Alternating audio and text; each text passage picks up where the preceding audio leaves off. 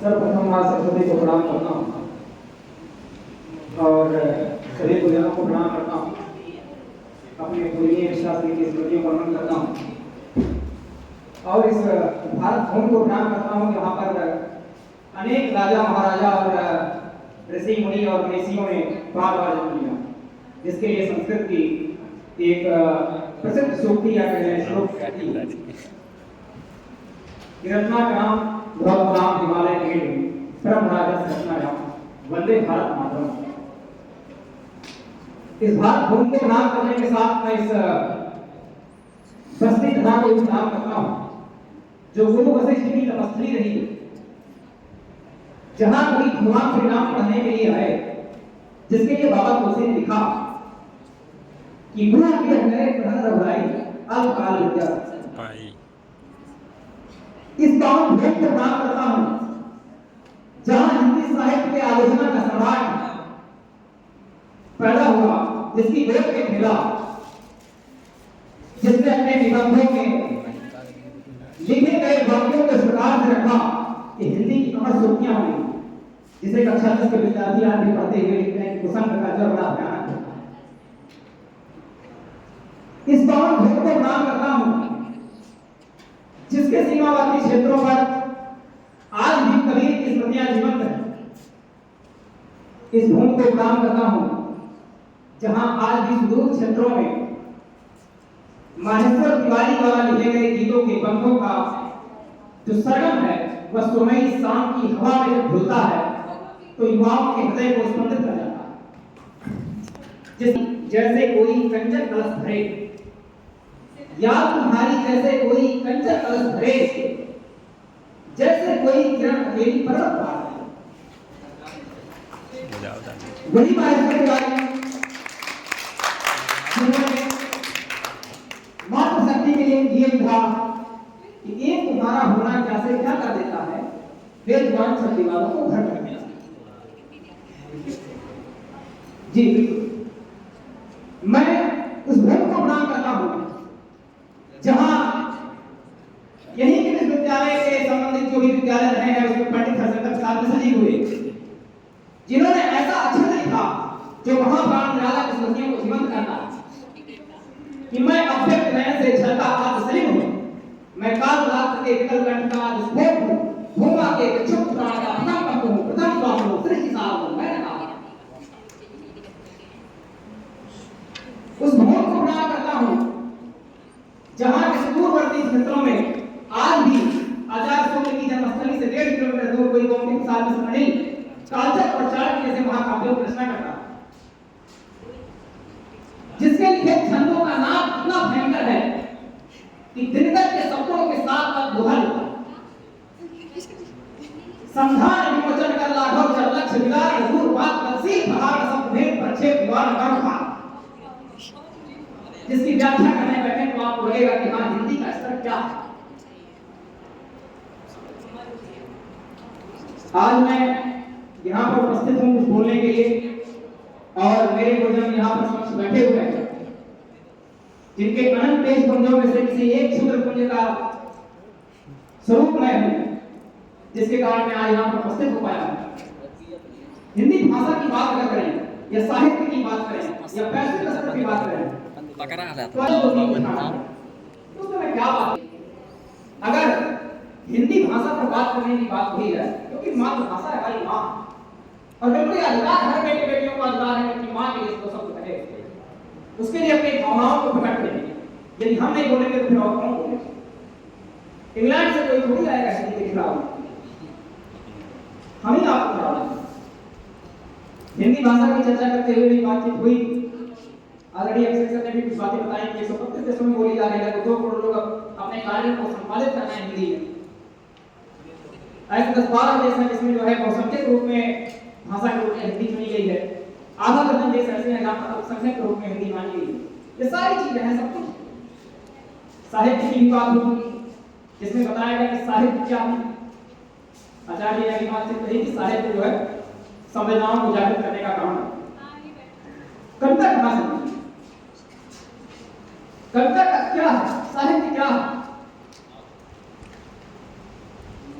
तमसा नदी के किनारे जब क्रौंच पंछी के जोड़े को एक बधिक के तीरों ने घायल कर दिया, तब वहां से पीड़ा बनकर के कविता निकलती है कि मां निसाल प्रतिष्ठाम तम नमः शाश्वती समा यद क्रौंच मिथुना देखम अवधि काम उत्तम। और वहां से वाल्मीकि रामायण लिखना शुरू।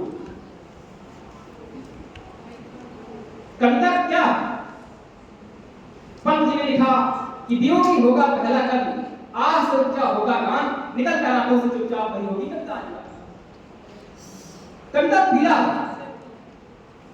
कविता वियोग है, आह है, और वहां से साहित्य का जन्म होता है, मनुष्यता का जन्म होता है। हिंदी साहित्य की बात हो रही थी, वैश्विक स्तर पर दुनिया भर की बातें हो रही हैं, हिंदी की धूम मची हुई है पूरी तरीके से। हमारे यहाँ गोंडा में एक शायर हुआ जिसका एक बड़ा मकबूल शेर है, अदम गोंडवी के नाम से उनको जाना जाता है कि तुम्हारी फाइलों में गांव का मौसम गुलाबी है, मगर ये आंकड़े झूठे हैं, दावा किताबी। तो हम ऐसे तो रजिस्टरों में फाइलों में बहुत सारी बातें कर रहे हैं, लेकिन वर्तमान परिदृश्य में अगर देखा जाए तो हिंदी अपने ही घर में ही भावना से विकसित। एक छोटा सा मजबूत जो पढ़ने के लिए सीबीएसई बोर्ड के स्कूलों में जाता है, शाम को घर लौटते हुए 4 अंग्रेजी के साथ बोलता है और माता पिता बाप बड़े पसंद होते हैं कि अरे गवर्नमेंट स्कूल में पढ़ रहा है। उसकी बौद्धिकता का स्तर 4 चांद लगा दिए जाते हैं अपने हिसाब से, जबकि भाषा तो केवल एक माध्यम है जो किसी की योग्यता का प्रमाण पत्र नहीं हो सकती। इंग्लैंड का पंचर जोड़ने वाला व्यक्ति भी अंग्रेजी बोलेगा क्योंकि उसकी भाषा है भाई। भारत में हमारे यहाँ पीएचडी किया हुआ व्यक्ति हो सकता है कि हिंदी में बात करो, लेकिन क्या उसकी मानसिक और बौद्धिक योग्यता उस पंचर जोड़ने वाले व्यक्ति से बेकार है? खाली इसलिए क्यों अंग्रेजी बोल रहा? इस मानसिकता से हम लोग ज्ञान की अवधारणा क्या है, ज्ञान क्या है वो अलग चीज, और भाषा क्या है वो अलग। और यदि हमारे पास इतनी संख्या है, इतने लोग हैं, तो हम अपनी भाषा को क्यों नहीं कर सकते? और यदि हम अपनी भाषा के लिए एक बार खड़े हो जाएं तो वैश्विक स्तर पर बाकी देशों के लोगों को मजबूर हो जाना पड़ेगा कि हम हिंदी में बात, हिंदी में चीजों को समझें। नालंदा तक्षशिला हमारे जगत गुरु हम कहलाए, और हमारे पाश्चात्य चीजों से सीख रहे हैं कि उनके यहाँ ऐसी चीजें हो रही हैं। और जब तक हम इन चीजों के लिए नहीं खड़े होंगे तब तक दुनिया आपका सम्मान नहीं कर पाएगी, अपनी भाषा का सम्मान नहीं कर पाएगी। हम अपने लिए नहीं खड़े हो पा रहे, अपनी भाषा के लिए नहीं खड़े हो पा रहे, हम खुद ही लगता है। जैसे ही अभी आपको कक्ष में किसी कक्ष में प्रवेश करना तो मैं आई प्रतिशत के अलावा आपको दूसरा शब्द नहीं समझ में आता है कि क्या बोलना। सुबह शाम दोपहर जब भी आप किसी भी सोशल मीडिया प्लेटफॉर्म पर आप धन्यवाद थैंक यू बोलेंगे, गुड मॉर्निंग बोलेंगे, गुड नाइट बोलेंगे, हम क्या नहीं कर सकते जबकि हमारे पास सबसे सुंदर शब्द है सुप्रभात। तो केवल ऐसी विचार गोष्ठियों से, ऐसी संस्थाओं के चलाने से मेरा व्यक्तिगत या चारों सप्ताह की चीजें ठीक भी ना लगे, लेकिन वाल्मीकि रामायण में कहा गया कि आप प्रिय से चाहते से वक्ता सोता चालू रहा। आप प्रिय हो लेकिन परिणाम बेहतर हो, ऐसा बोलने और सुनने वाले लोग दुर्लभ हो। और ये इस व्याख्यान माला में हम सब लोग उपस्थित हैं तो मान चलता हूं कि हम सभी लोग दुर्लभ होगा, हिंदी के लिए लोग नहीं तो हिंदी की कौन बात कर रहा है, कौन सुन रहा है? तो ये हिंदी की बात हो रही है तो कुछ जो कड़वी घुटने हैं वो सुननी पड़ेंगे, उसको सीखना पड़ेगा, उसको समझना पड़ेगा, उसको काम करना पड़ेगा। पिता मनोहारी चालू पहुंचा हार्वी ने कहा। तो हितकारी और मनोहारी तो दुर्लभ है ही। तो ये सारी बातें जो अभी तक हो रही थी उस पर अब एक चीज आज इस व्याख्यान माला से एक चीज लेकर के जाइए कि कम से कम अपने दैनिक जीवन के जो भी आपके कार्य हो रहे हैं उसमें कम से कम आप गर्व से हिंदी बोलने का प्रयास करिए, हिंदी लिखने का प्रयास करिए, हिंदी सुनने समझने का प्रयास करिए। हिंदी वह नहीं है केवल जो हम आज आप समझ रहे हैं, बोल रहे हैं, तो सामान्य से चीजें चलते चली आ रही है। हिंदी वह है जिसमें दिनकर लिखते हैं स्मृति में कि चल रहा महाभारत का युद्ध, चल रहा धरती का सुहाग, कुरुक्षेत्र में खेल रही घर के भीतर की जुड़ी आग, बाजियों के दो किलोथों में गिर रहे मनुष्य के छिन अंग अंग पहला उस बताओ जब का अंदर में सो एक तत्वर कहने इस पर भूखा से लिए शरीर पे जूझ रहे पत्ते पर चर्चा करते लचक गई ये नहीं। हमने कहां पढ़ी चीजें कहां सीखी हम तो मान के बैठे हैं कि नहीं चलो ठीक। तुलना करना किसी भी चीज के लिए सबसे घातक कार्य है और तुलना करने के लिए आपको बड़ा भी नहीं होना चाहिए मुझे लगता है कि समकालीन चीजों के लिए आप कोई बात कह सकते हैं जरूर जिसको आपने देखा हो, लेकिन जो चीजें विगत में नहीं है उसको आप नहीं समझ सकते। अब भाषा के रूप में अगर बातचीत की जाए हिंदी की क्या हो सकता है, क्यों हम हिंदी बोले? हमारे यहां एक आचार्य हुए जिसे पूरा विश्व में जानता है, चाणक्य के नाम से, और नालंदा तक्षशिला जैसे विद्यालय जिसमें चर्चाएं होती रही और पूरे विश्व भर के लोग आते थे यहाँ पढ़ने के लिए। और एक आचार्य ने पूरे विश्व के लोगों को, जो सिकंदर जैसे व्यक्ति हैं जिसको दुनिया जो है विश्व विजेता कहती है, ऐसे लोगों को सामान्य रूप से भारतीय संस्कृति की चीजों को सामने रख करके चंद्रोक्त एक जैसे व्यक्ति को खड़ा करता है और विश्व विजेता को दूर चढ़ा देता है।